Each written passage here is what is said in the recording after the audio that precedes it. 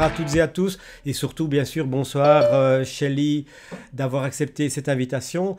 Je suis personnellement enchanté et tout à fait honoré de t'accueillir sur cette plateforme qu'est l'atelier PNL. Alors juste en deux mots, les ateliers c'est une émanation du groupe PNListe sur Facebook. À mon avis c'est devenu probablement à l'heure d'aujourd'hui quasi la plus grande communauté PNL francophone à ce jour, je pense, avec 7000 personnes qui sont membres du groupe. Alors la vision qui prélude à notre groupe, c'est de favoriser l'échange et la rencontre dans le respect et la bienveillance. Mais malgré tout, on n'oublie pas qu'il y a une dimension d'efficacité. Et justement, ça qui me semblait intéressant, c'est qu'en parlant d'efficacité, il est clair que dans ta pratique, ce que tu proposes, Shelley, c'est vraiment pleinement à sa place dans ce modèle d'efficacité, car le modèle dont tu vas nous parler, à mon avis, c'est sans doute un des modèles les plus pertinents et les plus efficaces que la PNL ait jamais proposé quelque part. Merci, je suis ravie que tu dises ça. Je le crois personnellement, mais c'est un peu égoïste de moi de le dire. Donc, je suis ravie que ce soit toi qui l'as dit. Voilà, je le revendique et je l'assume. Et en même temps, c'est à la fois pas dans le corpus principal de la partie intégrante de la formation. Donc c'est un pied dedans, un pied dehors. Et c'est souvent des espaces de grande créativité, donc c'est ça qui est intéressant. En tout cas, pour, je dirais, ceux ou celles qui ne te connaîtraient pas, je vais simplement dire que tu es l'auteur quand même du livre qui a été traduit dans 20 langues. Je suis pas sûr que tu pourrais les citer toutes d'ailleurs. Faudrait voir. À Mais en 8 heures le soir. Mais en tout cas, le livre en français s'appelle Le plein pouvoir des mots que je vous recommande chaudement. J'ai encore l'édition que j'avais reçue en Official. 2000, Oui. encore une édition plus ancienne. Oh, mais ça, Et c'est une édition canadienne parce que l'édition française, ils ont changé plein de choses. ah, voilà. Voilà. Et la nouvelle édition qui est nouvellement écrite avec 50% de nouveautés va sortir d'interdiction en mois de novembre. Donc, ça vient bientôt. Ouais. Ok. Alors voilà. Donc en fait, je vais pas entrer dans la matière principalement juste maintenant. Je vais ajouter quand même pour celles ou ceux qui ne te connaissent pas trop que tu es canadienne anglophone. Étonnamment, et que justement, par rapport à ça, tu parles très bien le français. On a parlé d'espagnol, on a parlé de l'allemand, mais c'est une autre histoire. Et pour illustrer ça, je vais passer la parole à Damien qui va nous raconter une petite anecdote, je pense, je ne sais plus. Donc, en fait, oui, Shelley, qu'est-ce qu'elle a fait? Shelley, elle a changé ma vie. Euh, c'est rare que je suis assez critique en général sur les auteurs PNL. Je trouve qu'en général, ils racontent, enfin, souvent, je suis pas très à l'aise. En ce qui me concerne, il y a une dizaine d'années, ou peut-être 12 ans, je sais pas, on en parlait avant, j'essaie de m'en rappeler. J'étais à Paris en vacances et par le plus grand des hasards, Shelley y travaillait. Et je crois que c'était chez Repère. Il y avait un séminaire de 3 jours, Lab Profile. Puis j'y suis allé parce que j'avais rien à faire. Et j'ai assisté à ce séminaire. Et mon métier, en partie, c'est d'évaluer les gens. Je faisais un peu de coaching, j'en fais toujours un petit peu, mais c'est surtout d'évaluer les gens. Et ce qui s'est passé, c'est que j'ai suivi cette formation et vous allez voir, Shelley arrête pas de dire oui, c'est simple, ça marche, c'est efficace. Et effectivement, j'ai suivi la formation, ça a changé ma pratique professionnelle. Et aujourd'hui, alors évidemment, on en parlait un petit peu avant. Alors on dit comment? J'ai tué le maître, j'ai tué le père, j'ai tué la mère. Le truc freudien, c'est quoi quand tu as tué ton sensei? Non, je ne sais pas. Bon, évidemment, j'ai un La peu dérapé. reine, je suis la J'ai tué reine de la. la profile. Vous Mais... voyez, la main, c'est la preuve que je suis la reine, n'est-ce pas? Ah oui. Et la profile aujourd'hui, ou son descendant, puisque j'ai un petit peu modifié la chose, mais en gros, l'esprit la profile, c'est ce qui me permet de faire 50% de mon activité, 50% de mon chiffre d'affaires, parce que c'est l'outil qui me permet d'introduire les entretiens pendant une vingtaine de minutes, qui me permet de profiler les comportements des gens, que ça soit pour évaluer des candidats pour des entreprises ou que ça soit pour cerner le profil comportemental de quelqu'un qui veut faire un bilan de compétences ou que ça soit en coaching, où toutes ces approches, on doit comprendre les gens, comprendre ce qui les anime, comprendre ce qui les motive, comprendre pourquoi ils bougent. Donc voilà, je vais ranger ma boîte à cirage. Moi, je suis assez content d'avoir fait cette formation et j'ai coutume de dire, alors Christian, il va être fou parce que je vais faire de la promo là.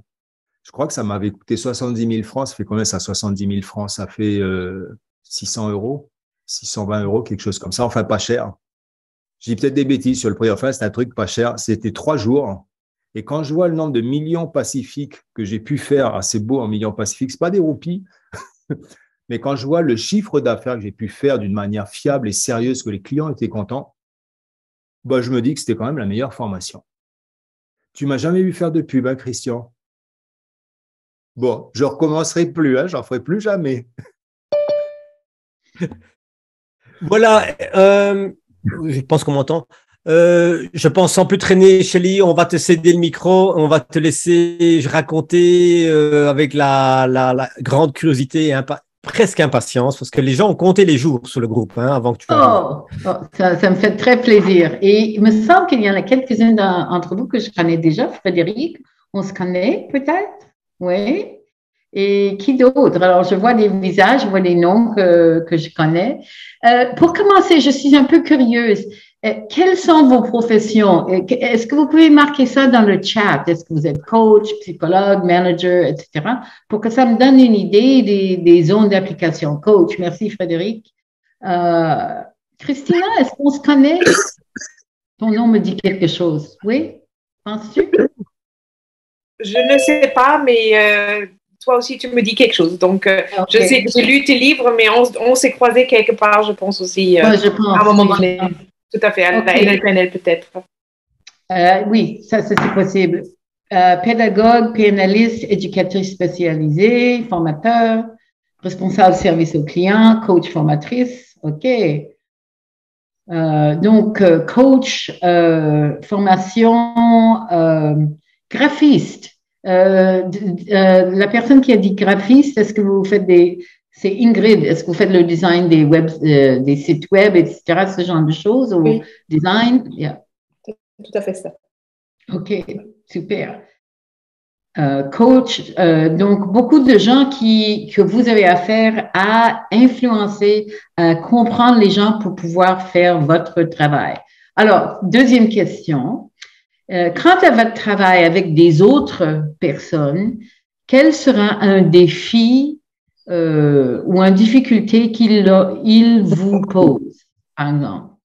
Qu'est-ce qui est la partie la moins facile? Je sais, Richard, c'est une question mal posée peut-être, mais si à la retraite, moi j'essaie de me retraiter aussi, ça n'a pas marché encore.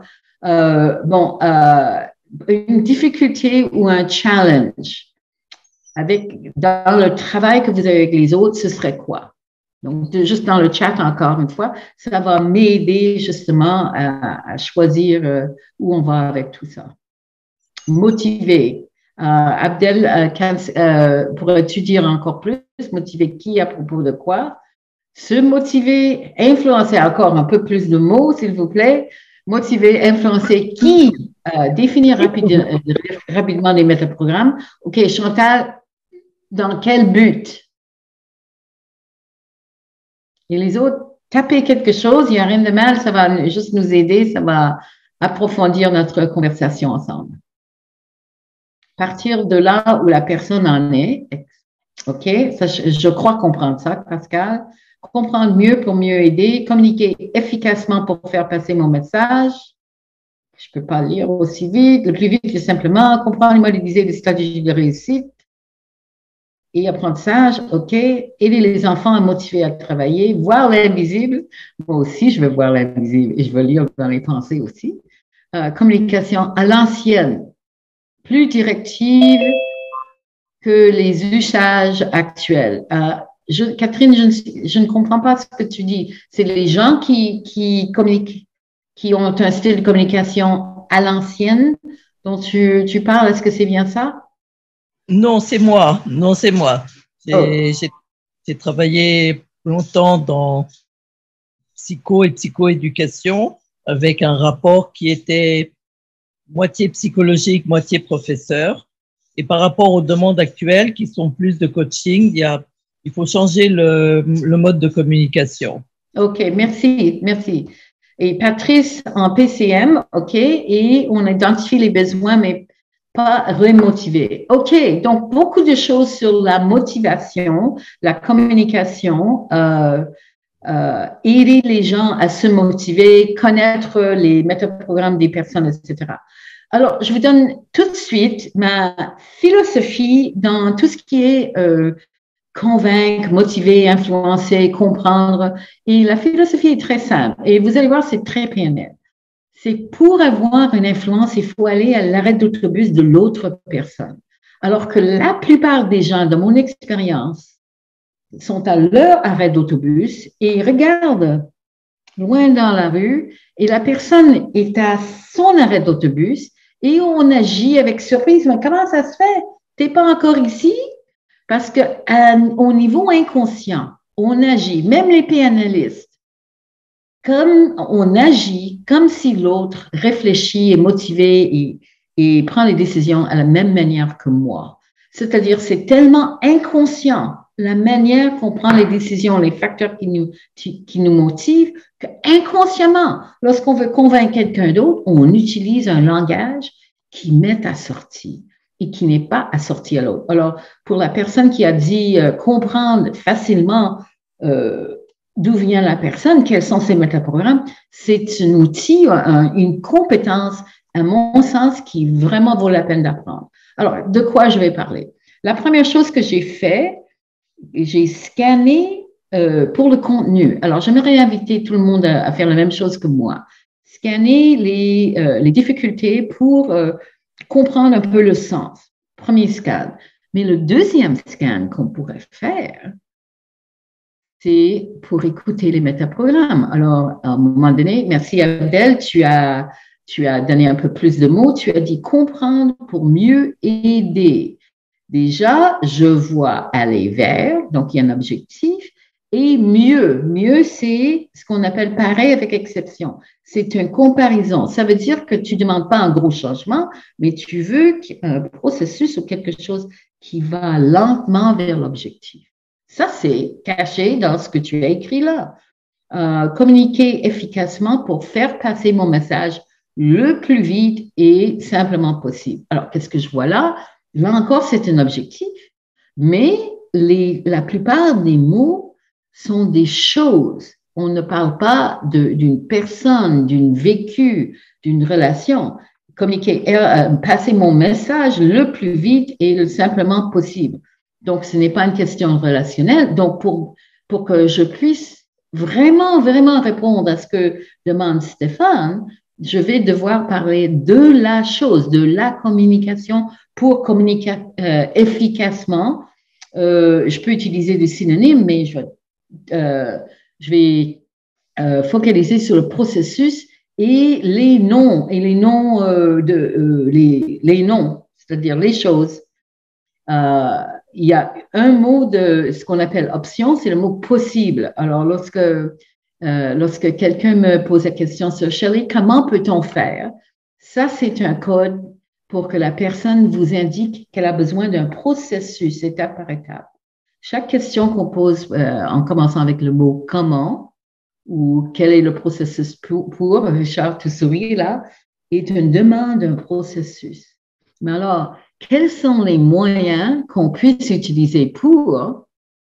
Ça, c'est pas un processus que la personne demande, ce sont des choix, des options, exactement. Donc, même en vous écoutant ou en regardant ce que vous écrivez, ça me donne un petit hint, comme on dit en anglais, une indication où elle est cette arrêt d'autobus. D'accord? Questions? S'il y a des questions, lève la main. J'aimerais bien que vous m'interrompiez pour que ça soit très interactif. Et peut-être aussi, Christian, tu as des questions en passant. Cibler plus rapidement le fonctionnement de l'autre. Là encore, c'est pareil avec exception, plus rapidement le fonctionnement de l'autre. Donc, c'est plutôt chose. L'autre, on n'a pas dit de mes enfants, de mes employés ou de mes collègues. On n'a pas mentionné les personnes. C'est l'autre. Donc, c'est plutôt la chose. Donc, si je vais répondre à Claire, je vais montrer un processus qui permet d'améliorer le fonctionnement ou le passage d'une communication. Si quelqu'un me disait, comment saurais-je rencontrer une personne là où elle est, Ça, c'est plus personne. C'est comment plus personne. Donc, ma réponse pour aller à l'arrêt d'autobus, ce serait, voici la manière pour aller trouver la personne dans ses schémas ou dans son être. OK. Damien, je viens de voir ça. La difficulté majeure, parvenir à avoir une approche la moins polluante possible. Bon, il y a des mots chargés, non? Le plus polluant possible. Sorry.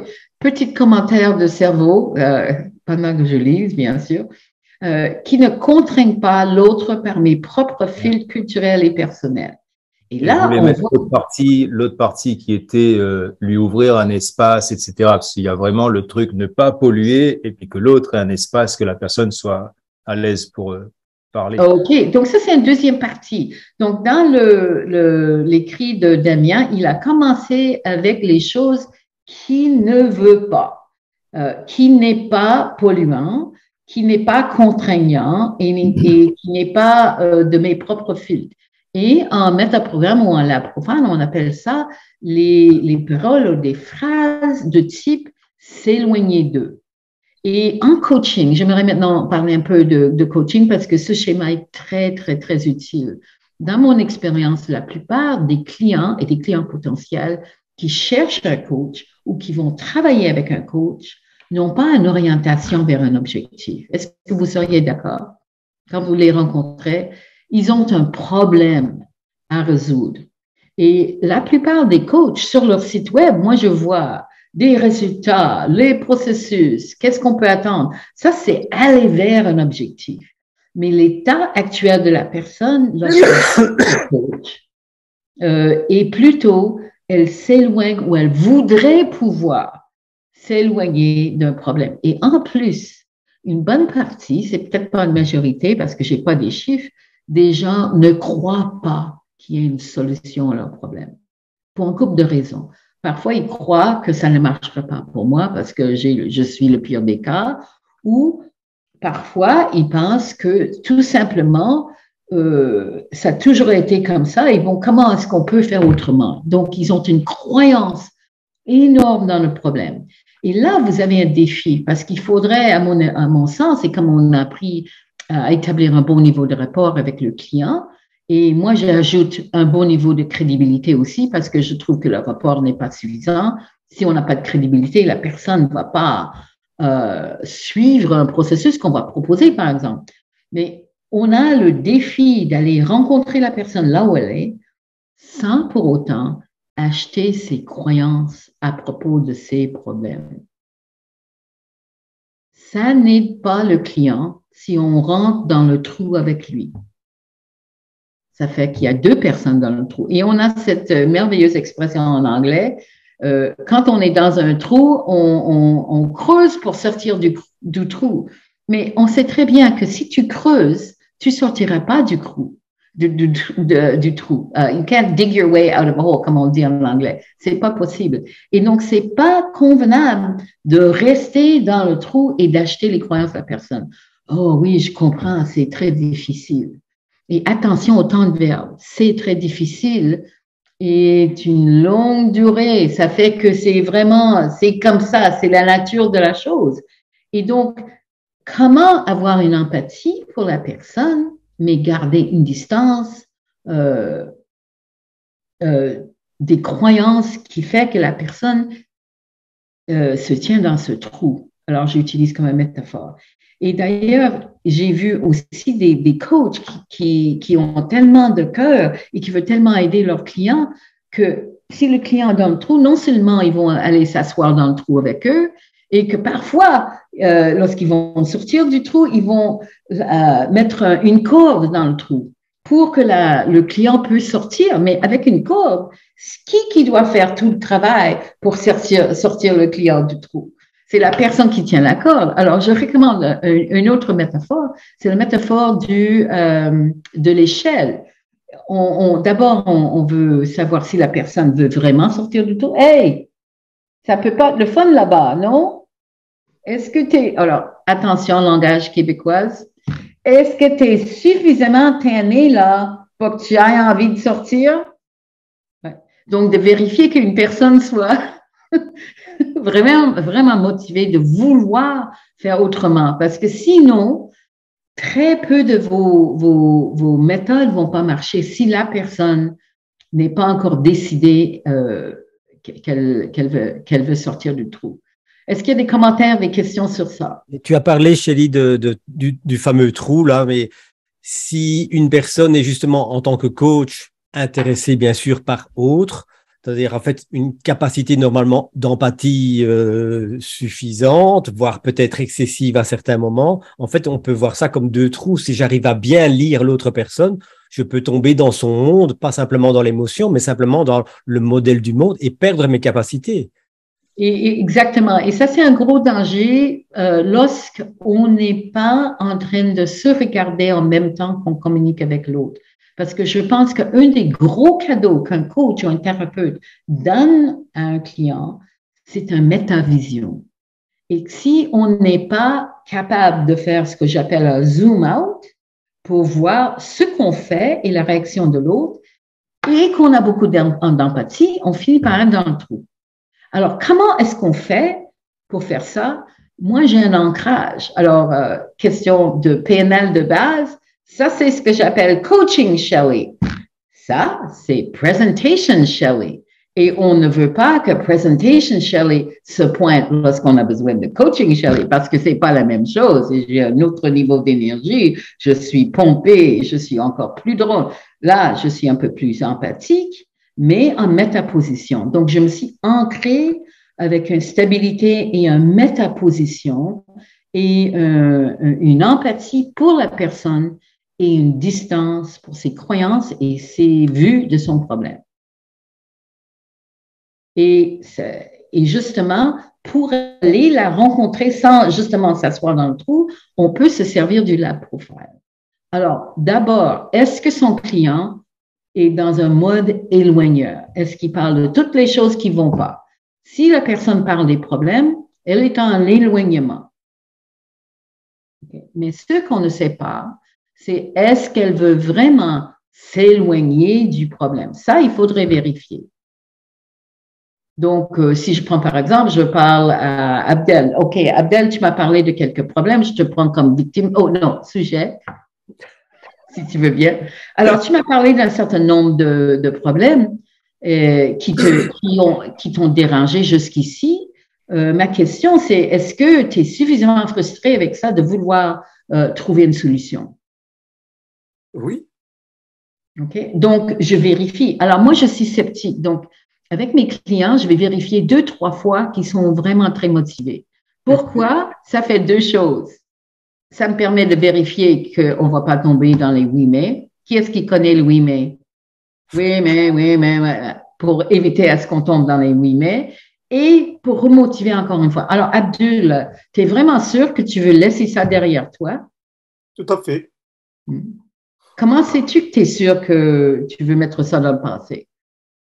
Parce que ça me dérange. OK, c'est parfait. Donc, tu vois, donc je fais ça, on joue là ensemble, n'est-ce pas? Merci beaucoup, Abdel. Mais le fait, c'est que sans la motivation, c'est très difficile de faire avancer une personne. Alors, j'ai pris pour acquis que les gens, vous connaissez un peu les métaprogrammes, n'est-ce pas? J'ai pas fait une introduction à tous les styles. Je préfère une petite définition de chacun des schémas dont on parle pour vous aider à voir comment moi je les utilise. Pour moi, éloigneur, c'est lorsqu'une personne est focalisée sur les problèmes actuels ou potentiels. Dans la lecture, par exemple, sur l'écran, moi, quand je veux que quelqu'un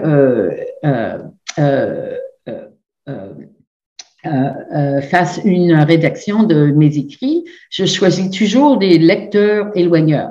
Parce que les lecteurs à les verts vont dire, ah, ça me paraît bien. Non, je veux que les gens trouvent les erreurs. Combien d'entre vous, lorsque vous lisez un texte, voient les erreurs comme si ça sautait de la page? Des erreurs de faute, des erreurs de logique. Ouais. Moi aussi, je ne peux pas lire un texte sans que ça me saute aux yeux. Mais vous êtes des bons rédacteurs. Mais pour pouvoir écrire, on a besoin de fermer un peu cet éloigneur et de focaliser sur l'idée qu'on veut et après revenir avec l'éloigneur. Voyez-vous un peu? Alors, vérifiez que la personne, si elle veut s'éloigner Ou si bien cette personne est un des rares clients qui vient avec un objectif. Et que dès que vous dites ou que vous posez des questions dans la stratégie d'objectif, la personne est très claire ce qu'elle veut, etc. Ça, c'est plutôt rare. Et dans mon expérience, les gens ont besoin de vider leur sac pour devenir prêts à faire autre chose. Et il y a une technique qui a été développée par Connie Ray Andreas à base des temps de verbe qui aide la personne à se mettre prêt à faire le travail qu'elle a besoin de faire. Est-ce que ça vous intéresse de savoir comment aider le client à mettre ça dans le passé? Est-ce que vous pouvez dire oui? Ou, oui, OK, c'est bon. OK, je vérifie si vous êtes intéressé. Si vous n'êtes pas intéressé, vous dites, forget it. Non, c'est autre chose. C'est bon, je vais vous voir, c'est correct. Alors, elle disait que lorsqu'une personne est coincée dans un problème ou une vision ou une croyance, la personne va utiliser ce qu'elle appelle le temps de verbe, le présentiel, le universal present. Comment je traduirais ça, Christian? Le présent universel, disons. Et la personne va dire, par exemple, mon patron est un idiot. Ça veut dire que dans le passé, il a été idiot. Au moment présent, mon patron est un idiot et pour l'avenir prévisible, il va continuer à être idiot. Et vous voyez, ce présent universel, il n'y a pas d'espace mental pour qu'autre chose se passe. Voyez-vous? Et donc, ce que Connie Ray a suggéré, c'est vous écoutez la personne parler et tôt ou tard, elle s'arrête de parler et vous résumez en utilisant ces mots-clés dans le passé. Pas dans le passé lointain, mais le passé jusqu'à maintenant. Par exemple, mon patron est un idiot. Oh, vous avez pensé que votre patron est un idiot. Oui, parce que blablabla, bla, bla, bla. Et en fait, il a fait ceci, il a fait cela. Donc, gentiment, on met ça dans le passé. Et on attend que la personne finisse de parler, on résume en utilisant ces mots-clés dans le passé et ensuite on fait un test. Et le test vous permet de savoir est-ce que la personne est prête pour passer à la réflexion d'un objectif. Et le test, c'est est-ce que c'est correct? Donc, vous avez pensé que votre patron est un idiot parce qu'il vous a traité d'une telle manière et il y a eu telle ou telle chose qui est arrivée et ça vous a dérangé beaucoup. Est-ce que c'est correct? Oui. Vous voyez, en zoomant, en faisant position méta, si la personne dit oui à votre résumé de son problème dans le passé, ça veut dire qu'au niveau inconscient, elle s'était mise d'accord pour mettre le problème dans le passé. Et vous avez un petit laps de temps pour commencer à remplir le présent et l'avenir avec autre chose. Donc, est-ce que c'est correct? Oui. Alors, je suis curieux, quel type de relation voudrez-vous avoir avec votre patron? Donc, un type de question sur un objectif et vous en suivez de là.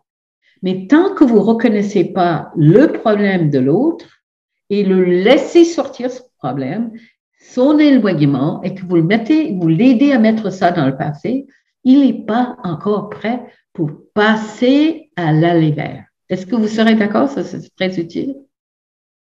Nuance. Si vous êtes trop acquiescent pendant le récit des malheurs, c'est plus difficile que la personne accepte de les mettre dans le passé. Donc, la personne raconte tous ses malheurs, vous faites « oh, Alors, arrêtez d'hocher la tête. Si vous devez le mettre dans un vice imaginaire, faites ça. Regardez la personne, mais n'acquiesce pas, parce que ça, c'est compris comme une approbation de ses croyances et sa vision actuelle. Donc, vous êtes là, vous avez plein d'empathie pour la personne, vous avez une distance à propos du problème,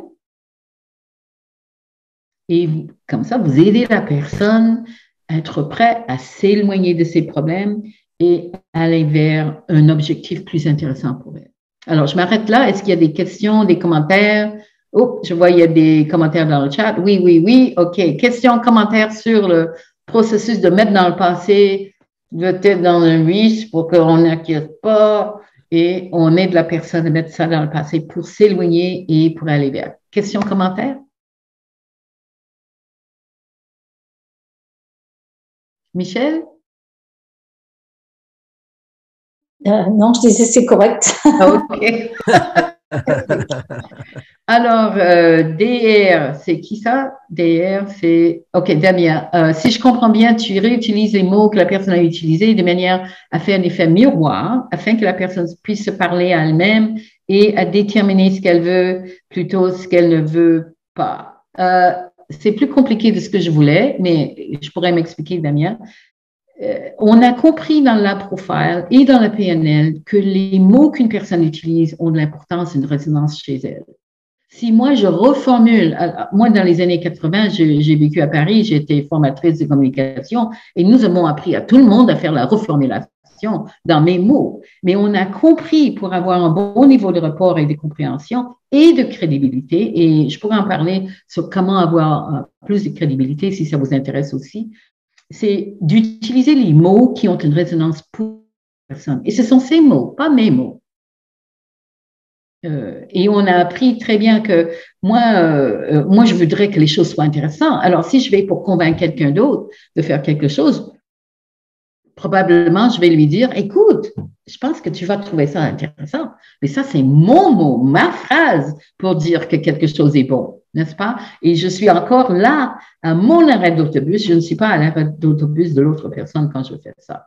Donc, je reprends ça un peu différemment de ce que tu as dit, mais je pense que l'idée est en fait à peu près le même de ce que tu as dit. Richard, en français, présent de vérité générale. Merci. Thank you for the translation. Merci pour la traduction. Présent de vérité générale. In real life, c'est ça? Je rigole, OK, parce que les gens en anglais, ils sont en ligne ou ils sont offline. Et moi, je crois que offline n'existe pas. Offline, c'est la réalité, n'est-ce pas? Est-ce qu'on peut parler de ça offline? Non, on va parler dans la réalité, dans le monde réel. Une autre chose pour les coachs, et ça, c'était une chose que Roger Bailey a dit il y a beaucoup d'années. C'est lui qui a développé le Lab Profile à partir des métaprogrammes qui ont été développés à l'origine par Leslie Cameron Bandler. Et il a dit que si une personne reste en référence interne, tous vos processus et vos ancrages ne marcheront pas. Et j'ai pu vérifier ça par expérience. Interne, définition, pour qu'on puisse mettre d'accord sur une définition, c'est quand une personne, et c'est une mode, c'est pas une personnalité, n'est-ce pas? Quand une personne tient les normes et les standards à l'intérieur d'elle-même, et à partir de ses propres normes et ses standards, elle va accueillir de l'information et juger ce qui se passe. Elle va juger si c'est une idée bonne ou mauvaise, etc.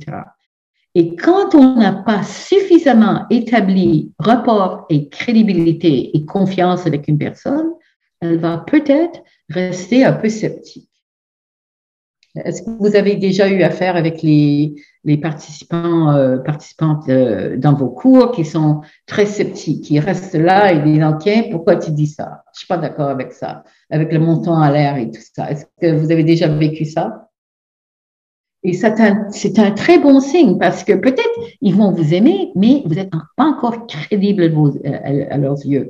Ils sont en interne et éloigneur. Le scepticisme, c'est que je décide pour moi-même ce que je n'aime pas parmi ce qui se passe. Et donc, ces personnes vont trouver une chose pour laquelle ils ne sont pas d'accord et ils vont pointer le doigt là-dessus. Et si vous parlez à un groupe, par exemple, c'est important de reconnaître ces gens et de parler pour eux. Et comment est-ce qu'on peut établir un bon niveau de crédibilité avec presque n'importe qui? Bien sûr, ça ne marche pas à tous les temps. Je reviens, Damien, à la question. C'est deux choses. C'est le body language, langage corporel, ton, plus le langage verbal. Donc, langage pour inviter les gens internes, c'est de les inviter à décider pour eux-mêmes. Et si vous ne connaissez pas quels sont les schémas de la personne, Moi, dans beaucoup des cas, je présume que la personne ou les personnes sont en mode interne. C'est-à-dire que eux, ils sont en train de décider pour eux-mêmes si ce que je dis a un sens ou non. Et donc, je vais utiliser ce que j'appelle le langage de suggestion pour inviter les personnes à décider pour eux-mêmes. Donc, vous avez déjà entendu ce que j'ai demandé, est-ce que ça vous intéresse? Est-ce que ça vous motive? Donc, je pose une question et je donne une suggestion. J'ai telle ou telle chose, est-ce que ça vous intéresse? Donc, je vous invite à décider pour vous-même. Et si vous avez quelqu'un qui est très sceptique, ça veut dire combinaison, éloigneur et interne, je vais inviter la personne à faire ce qu'elle fait. Donc, vous êtes le seul qui peut décider ce qui va et ce qui ne va pas comme solution. Et que c'est très important de remarquer les choses qui ne vont pas et vous allez savoir tout de suite parce que vous connaissez votre milieu, ce qui ne va pas pour qu'on puisse les laisser de côté. D'accord? Donc, j'invite la personne à faire ça. Et comme ça, la personne peut se détendre. Elle n'a pas besoin de se défendre. D'accord? Et quant au ton, j'ai pris quelque chose de Michael Grinder. Il est le grand frère de John Grinder, qui est spécialisé dans le langage non verbal. Et lui, il a parlé de 2 styles de communication. Il a parlé de style crédible et le style approchable. Et pour lui, le style crédible, c'est face à face, voix en monotone, très peu de gestes, mais des gestes symétriques. Et on va vers le bas et on baisse le menton vers la fin des phrases. Et quand tu veux être crédible, tu prends les messages clés et tu peux les annoncer de manière crédible et en utilisant le langage verbal pour les internes. Est-ce que vous voulez avoir un exemple de ça pour que vous puissiez juger pour vous-même? OK, ça c'était un exemple. Natürlich, je sais à Berlin un peu d'allemand. Natürlich, OK. So, on offre ou on pose une question, mais le langage non verbal est de style crédible. Le problème avec le style crédible, oh my God, c'est ennuyeux. Si vous allez faire tout un speech en crédible, vous allez avoir des gens qui ont du mal à rester éveillés pendant votre speech. Alors, c'est pour ça qu'à mon sens, c'est bien d'avoir une variété de styles. Et l'autre style, disait Michael Grinder, c'est le style approchable, où vous avez beaucoup d'expressions sur votre visage, vos gestes sont asymétriques, vous avez des tons qui vont vers le haut. Quand je vais travailler à Genève, les gens vont vers le haut, normalement, c'est comme ça qu'ils parlent. Mais, alors, c'est très bien pour faire passer les messages clés, de savoir changer vers le style crédible et de changer vers l'approchable si vous voulez faire autre chose. Et c'est la variation qui est importante quant aux présentations des formations parce que notre neurologie, comme vous le savez, est très portée sur ce qui est nouveau. Et tout ce qu'on fait pendant un certain moment, le cerveau ne perçoit plus et on a tendance à s'ennuyer, surtout parce qu'on a toujours le téléphone à côté qui sonne, qu'il y a quelque chose qui va, qui est-ce qui me texte là.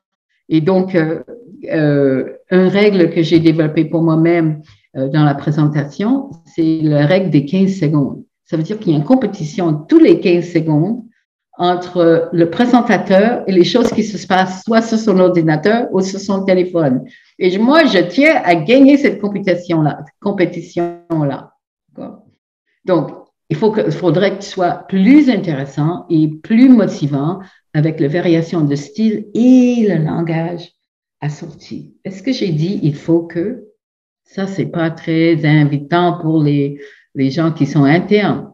Mais si j'ai une certaine crédibilité, ça peut marcher. Mm-hmm. Question. Je préfère que vous dites des questions. Donc, lève la main, démuter. Est-ce que démuter est un mot en français? Non, mais on comprend. OK. Démuter, ça devrait être un mot, n'est-ce pas? Okay. Gilbert, as-tu une question ou un commentaire? Non, sur la question que posait donc Damien, comment et donc comment tu peux aider quelqu'un de très externe à devenir interne? Et moi, je suis en train de lui répondre. est-ce nécessaire pour lui? Très bonne question, Gilbert. Comme PNListe, on a tendance à vouloir aider les gens à changer, n'est-ce pas?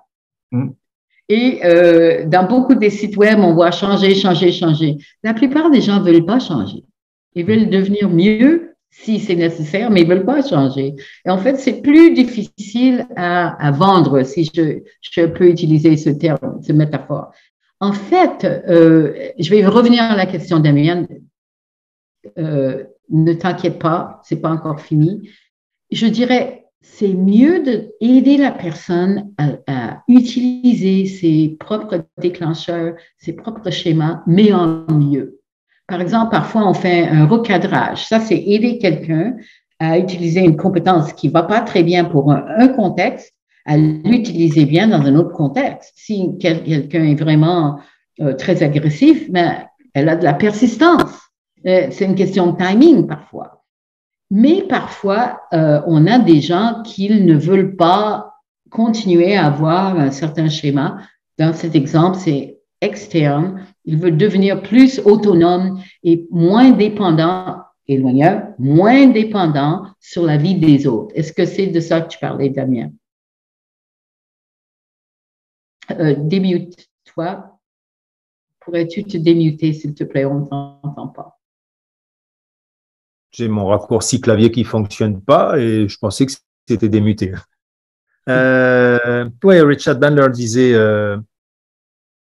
qu'il faut prendre le contrôle de son cerveau parce que si tu ne prends pas le contrôle de ton cerveau, soit il va fonctionner de manière aléatoire, soit quelqu'un va prendre le contrôle à ta place. And the question is, who is driving the bus? Je sais pas, c'est qui est autocommande en fait. Oui, qui est au volant. Ouais. Ouais. Et quand on a quelqu'un, si la personne ne prend pas son destin en main, elle ne change pas parce que c'est l'environnement qui agit. Alors, je me permets, j'ai une réponse que peut-être tu ne vas pas aimer. C'est une réponse où je remets en question le grand Richard Bandler, si je me permets. Et j'ai du culot, oui, c'est vrai, j'ai du chutzpah en yiddish, comme on le dit. Et pour moi, je ne suis pas en désaccord avec lui sur le fait de qui conduit l'autobus, qui est au volant. Mais la question, c'est qu'est-ce qui te permet d'être au volant? Et des gens qui vivent une vie trop interne ne réagissent pas au feedback. Ils continuent le bonhomme de chemin sans tenir en compte ce qui se passe dans l'environnement. À l'extrême, c'est l'addiction. L'addict ne répond pas au désastre créé par son addiction de son environnement. Il continue parce que lui a besoin de continuer à faire ce qu'il a, son drogue, son alcool, la nourriture, etc. Ça, c'est une question de trop interne. Et moi, je propose quelque chose qui est peut-être plus difficile, mais c'est contextuel. Pour être performant dans quel contexte, j'ai besoin de me mettre dans quel mode, interne ou externe, ou des autres schémas. Par exemple, si je fais une présentation ou une conversation comme on le fait actuellement, j'ai intérêt à être plus dans l'externe pour savoir si mon message a passé. Si je vous regarde et que toutes les têtes sont un peu comme « Oh my God, qu'est-ce que je fais là ?» Je dois réagir. Mais si je suis trop interne et que je vois la tête des gens qui sont pas trop intéressés, je vais réagir.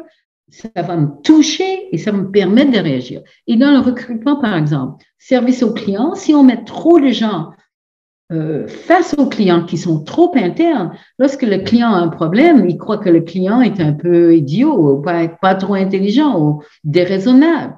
Si on a des gens plutôt en externe face aux clients et on les apprend comment faire face aux gens, comment les aider réellement, ils vont avoir une satisfaction au travail énorme du feedback des clients, du feedback de leur système, le système de métrique. Et donc, pour moi, c'est pas une question de toujours être en interne. Et d'ailleurs, en PNL, on a quand même pas mal des préjugés. C'est mieux d'avoir un schéma à l'inverse, c'est mieux d'être interne, c'est mieux d'avoir des options au lieu d'avoir les nécessités, etc. Alors, pour moi, c'est pas du tout vrai du tout. Alors, je crois, qu'est-ce que je suis en train de faire? Et alors, quels schémas vont m'aider ou vont nous aider le mieux? Sachant chacun a tous les schémas en lui, c'est question de quelles sont ses habitudes. Alors, j'espère que j'ai pas trop offensé ta croyance, Damien, mais pour moi, c'est une question de qu'est-ce qui est plus approprié, qu'est-ce qui marche mieux pour un contexte. Juste prolonger donc tu dis on a tous les profils en soi. Ça veut dire qu'il y a possibilité d'amplifier l'un, etc. ou développer une flexibilité? Absolument. Toutes les techniques de PNL puissent avoir comme effet changer les métaprogrammes. Si ça a marché, sûrement il y aurait un changement de ces filtres de métaprogrammes. C'est un indicateur de changement. Quand je fais du consulting en entreprise, souvent les entreprises ont des processus de changement organisationnel. Mais comment peut-on savoir qu'un changement de culture ou d'organisation a vraiment tenu le coup, a vraiment réussi sur le long? Mais les métaprogrammes dans la culture vont changer. Ils sont comme ça avant, ils sont comme ça après. Et les métaprogrammes ne sont pas une sentence à vie. On change tout le temps. Tout le monde, par exemple, peut avoir un schéma pour les vacances et un schéma pour le travail de tous les jours. Par exemple, alors, je vous pose une question. Pourquoi avez-vous pris votre dernière vacance? Alors, option A, c'est parce que vous y étiez très fatigué et vous avez besoin de vous éloigner du travail pour un moment, vous voulez une pause, ça c'est A. B, c'est parce que vous avez des choses que vous avez voulu faire. Alors, tout le monde dans le chat, A ou B?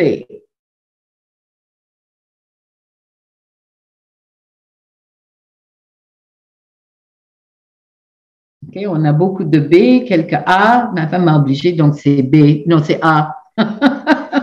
Et c'est externe, Damien. A et B, OK? Les deux. Alors, vous voyez, ce serait peut-être intéressant de parler à ses conjoints et ses familles. Pourquoi est-ce que tu pars en vacances? Bonne question. Ah, je suis tellement fatiguée, je veux m'en aller. Ça, c'est une vacance différente de oh, j'ai envie de faire du scuba diving, etc., la plongée, etc. Donc, c'est peut-être une bonne idée de discuter entre familles. Est-ce que c'est une vacance style à l'hiver ou une vacance s'éloigner d'eux? Voyez-vous? Donc, pour revenir à ta question, Christian, bon, mon Dieu, je fais toute la tournée avant de répondre à les questions. Pour revenir à ta question, oui, tu peux changer. Et les techniques PNL permettent de changer, mais aussi une connaissance des schémas. Par exemple, quand je suis coincée dans une procédure qui ne marche pas, c'est le moment de prendre en considération d'autres options. Exemple personnel. Je suis maintenant dans la 5e année de mon plan qui devait durer 2 ans pour transitionner dans mon travail. Alors, ça ne réussit pas très bien mon procédure, n'est-ce pas?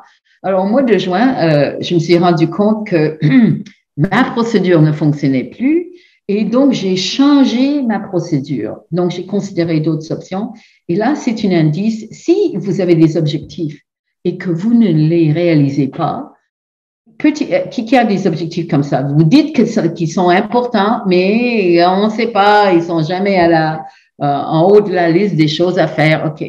Petit indice, s'il n'y a pas de date limite, de deadline, parfois c'est très difficile d'accomplir quelque chose parce que c'est ouvert. Il n'y a pas d'engagement spécifique. D'accord? Et donc, je me suis dit, au mois de juin, je me donne jusqu'au 31 décembre 2022 pour faire les choses suivantes. Décider quelles sont les activités professionnelles que je garde, les activités professionnelles que je laisse tomber et que je serai en bonne partie dans la transition de éliminer les choses que je ne veux plus faire avant le 31 décembre. Et voilà, l'été, my online store, j'ai une boutique en ligne. Je haïs ça jusqu'à la mort. Je n'ai jamais voulu être online marketing person, jamais de ma vie.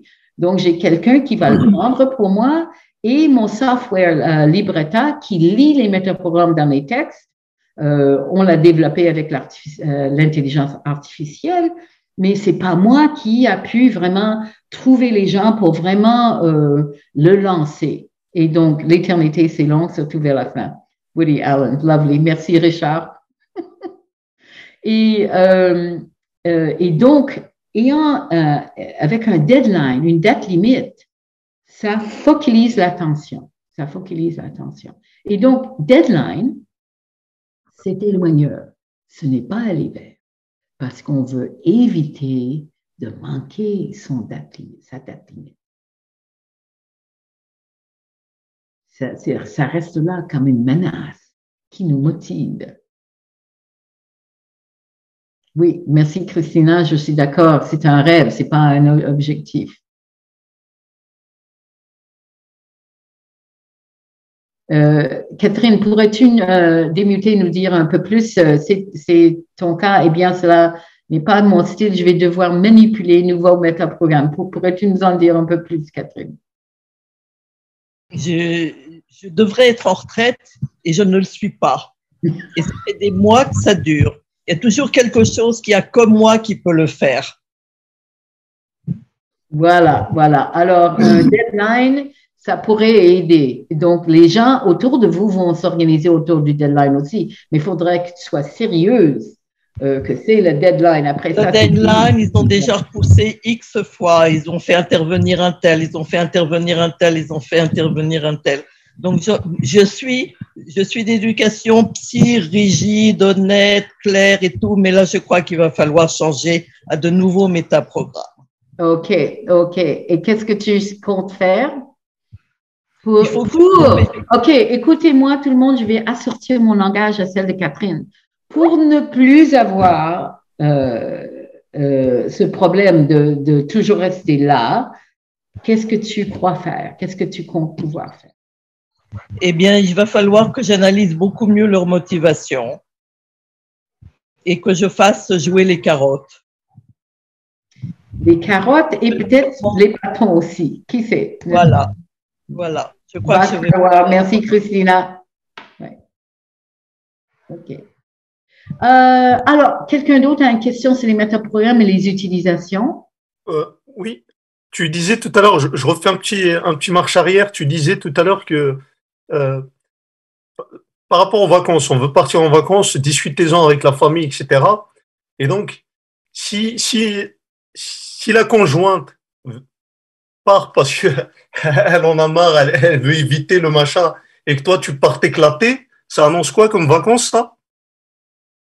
Alors, si elle part parce qu'elle ne veut pas, c'est quel schéma, Abdel? Éviter d'eux. Elle évite donc, ça. elle ne part pas dans la motivation de...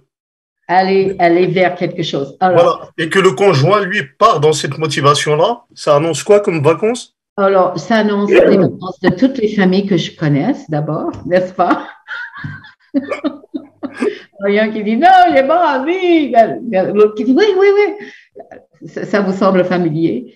Et ça veut dire que c'est le moment parfait de faire un zoom out, un métaposition, et de parler des deux types de vacances. Il y a les types de vacances où on veut juste se laisser tout ce qui est derrière soi et les vacances où on veut aller faire quelque chose. Et là, de discuter comment on va partager le temps.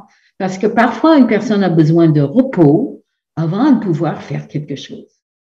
Et donc, de discuter ça et de vous mettre d'accord. Je dirais pas un compromis, Christina, mais un ensemble qui comprend tout ce que tout le monde le veut. Voyez-vous, c'est pas nécessaire de compromettre, mais de inclure tout ce que tout le monde veut. Je me permets, si j'ai posé la question, en fait, on peut revenir à une certaine écologie avec ça aussi. Encore plus, une écologie du système, quoi.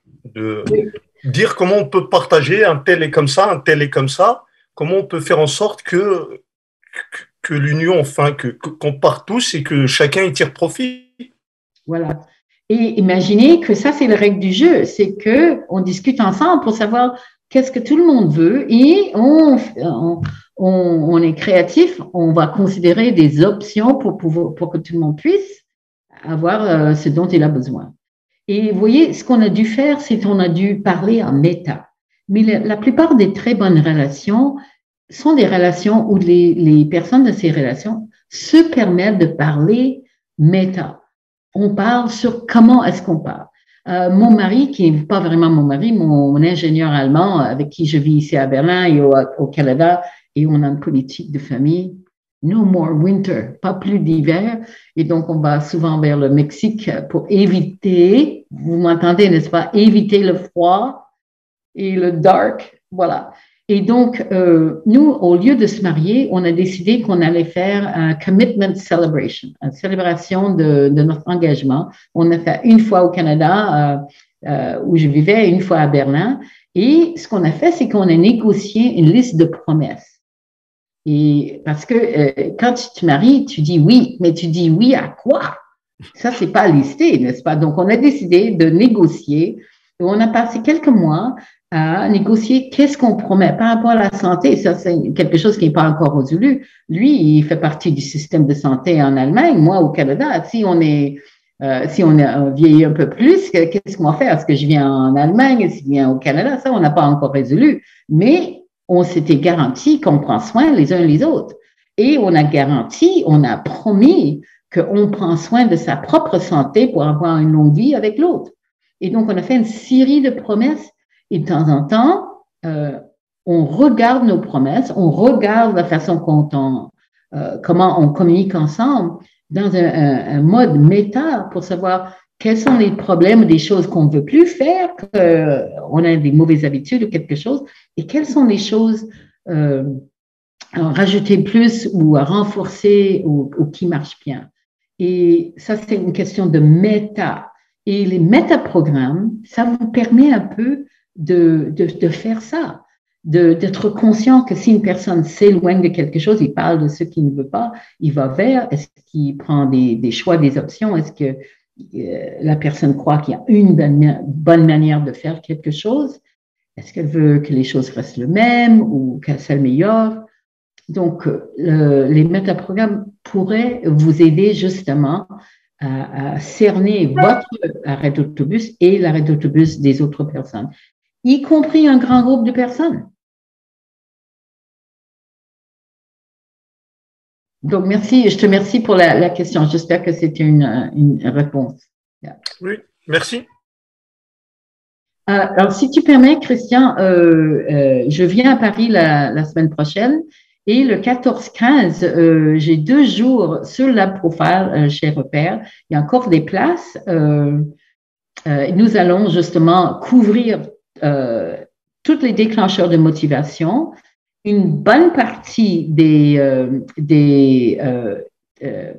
schémas de travail, des schémas de productivité, et on va les appliquer à vos besoins en tant que coach, en tant que psychologue, en tant que thérapeute, manager, etc.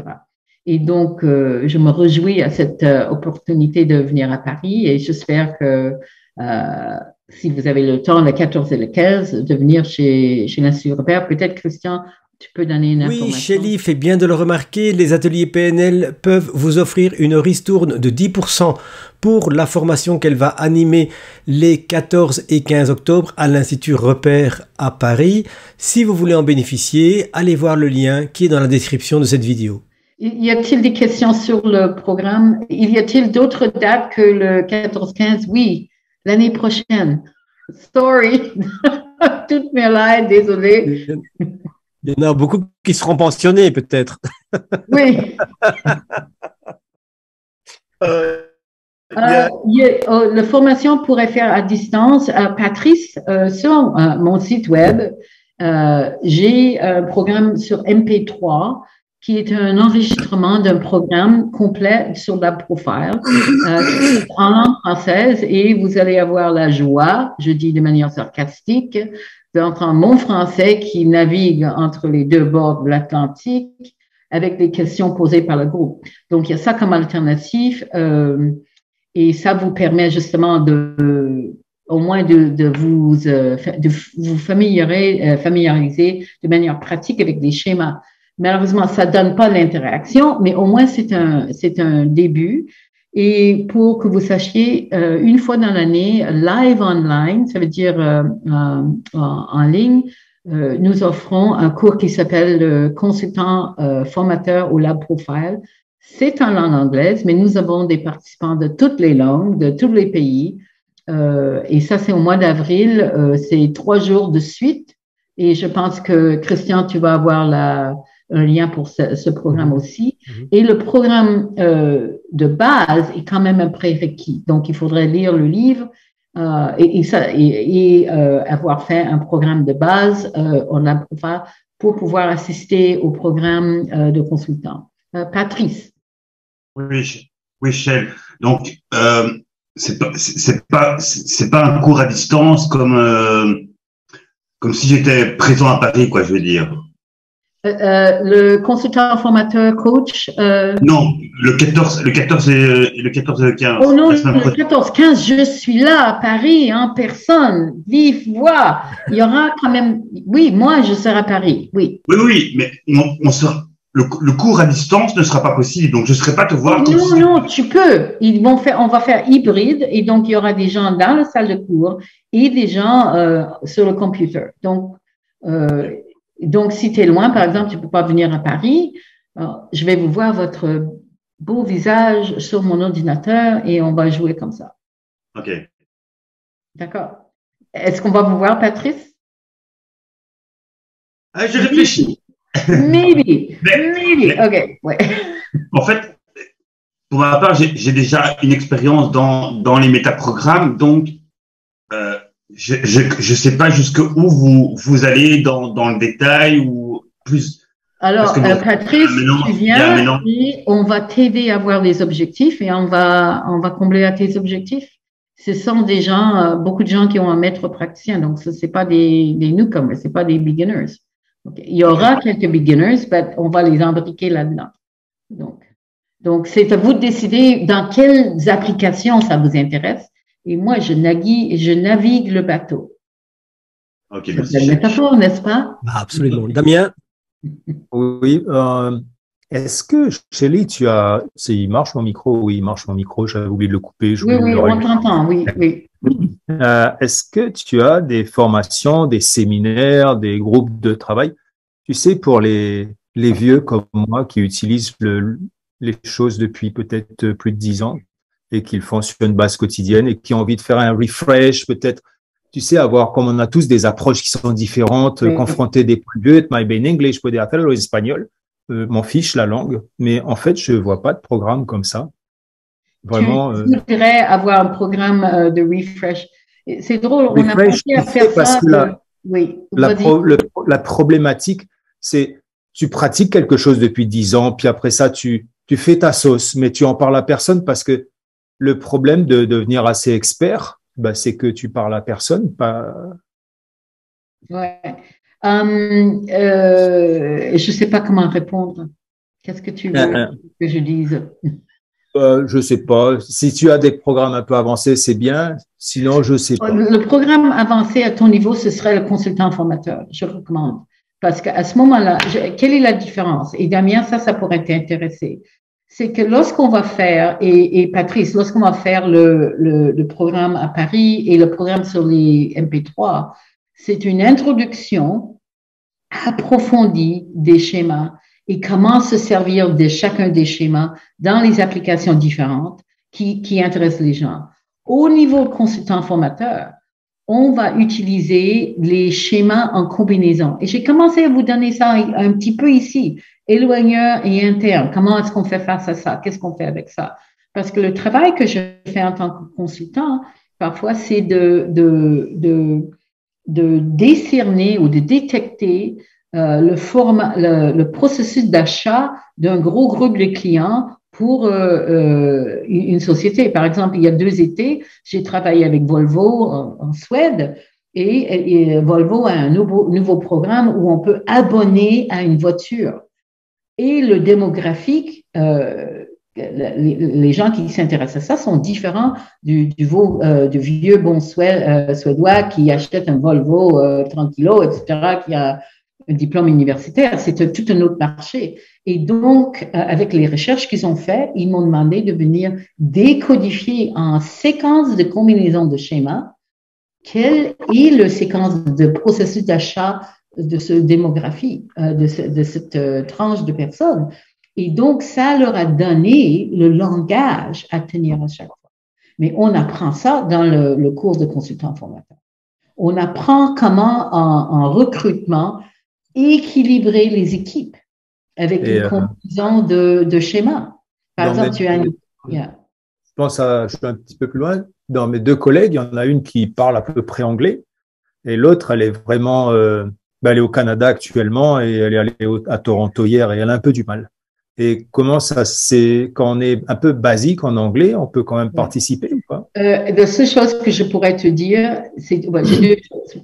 Numéro 1, c'est que tu n'es pas la seule. Donc, avoir une parfaite maîtrise de l'anglais n'est pas un prérequis.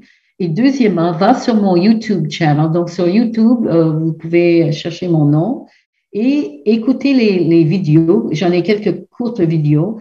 Si vous me comprenez, votre anglais est suffisant. Voilà. Donc, tu peux… Alors, alerte, langage pour interne. Donc, Damien, tu peux décider pour toi-même si vraiment c'est suffisamment bon ton anglais. Parce que c'est excellent conseil. Je vais faire écouter les vidéos YouTube à ma collègue qui parle pas très bien l'anglais. Et comme elle va comprendre, normalement, ça devrait aller, parce que la majorité des gens, en fait, comprennent. C'est ça le problème, en fait. Donc, tu vas voir. Donc, c'est à toi de décider. Donc, vous voyez… Alors, Damien, est-ce que tu es d'accord que je te prends comme exemple? Oui. OK. Dans cet interchange ici, est-ce que Damien est resté dans l'interne, oui ou non? Oui. Donc, il a décidé, il a resté sur son point de vue. Est-ce qu'il est dans l'aller vers ou l'éloignement?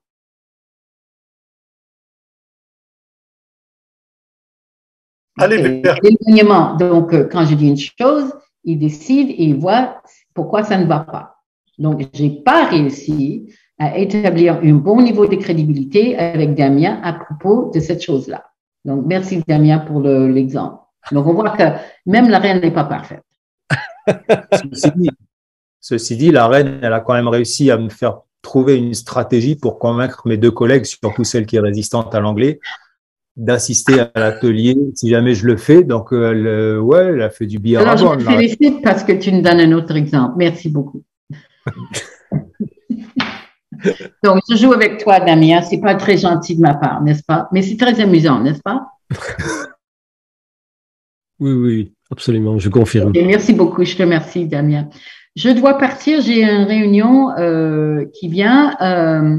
Je suis ravie que vous soyez là et j'aimerais répondre à vos questions et vos commentaires. Vous pouvez me trouver sur LinkedIn. Vous pouvez aussi envoyer-moi un message.